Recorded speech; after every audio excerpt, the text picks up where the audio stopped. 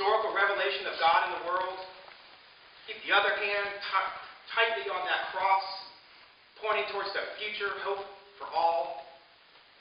In the middle we stand, in the present.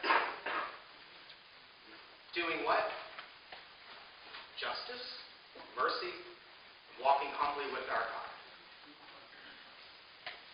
One hand on the Bible, one hand on the cross, and we walk humbly with God. Wisdom seeks us out. She rises early. She graciously appears on our paths. And I strongly suggest we meet her there.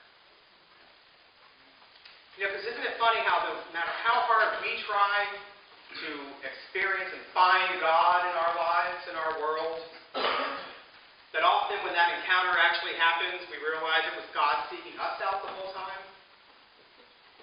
I do a lot of pastoral counseling around that issue. People that I don't know what went wrong. I've lost God in my life. And I'm doing this and this and this, and it used to work and that and that. And a lot of times the simplest answer, and I've been in that place in my life too. And the answer a lot is just simply stop. Listen. Pray. Meditate. Remember, we can't do all the talking. We have to listen eventually to hear God's response.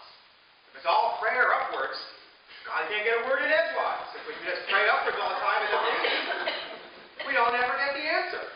And then we wonder why.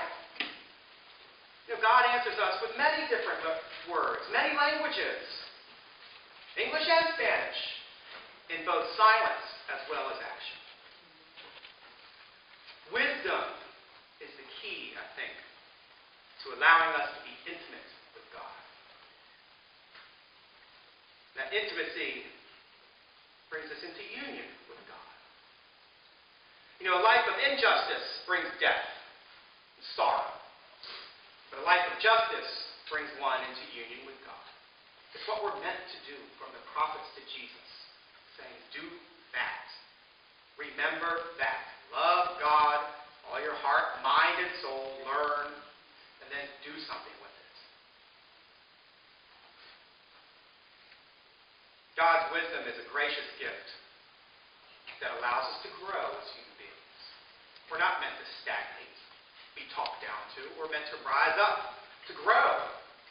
To grow in knowledge, to grow in love, to grow in readiness for the next great thing about to be revealed. Because every future moment will have its time in the present. The question is, are we ready for it? Would you pray with me, please? Almighty, awesome God,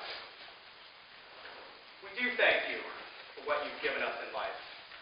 We thank you for all the blessings that you hand down to us, but we thank you most for allowing us to have the wisdom to get to know you better. For making us more than just the lowly animals of the earth, but making us able to understand you as best we can through your word, through your Son, and through your Spirit, and then act upon it.